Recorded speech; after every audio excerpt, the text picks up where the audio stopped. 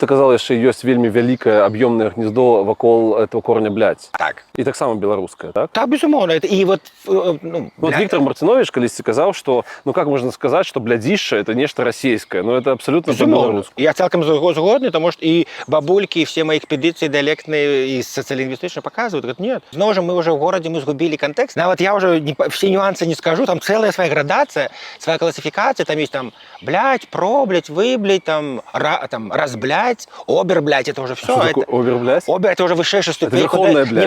Нема клейма, где ставить, это уже все. То бок, если, ну, там, блядь, это вельми вот... Легенько. Это легенько, это комплимент. Ага. А вот там вот блядь, проблядь, выблядь, разблядь и оберблядь. Оберблядь это все. Что цікаво, когда я вандравал, это не один бабулька сказала, эта классификация прытрымлівались все поколение. То бок, они ведали эту градацию. Теперь мы уже блыты, мы уже под уплывом российской мовы, и мы активно не выкарыстоўваем гэтые словы. И я вот выблядь ці проблядь, что мацнее не скажу. Бабульки мне патлумачат.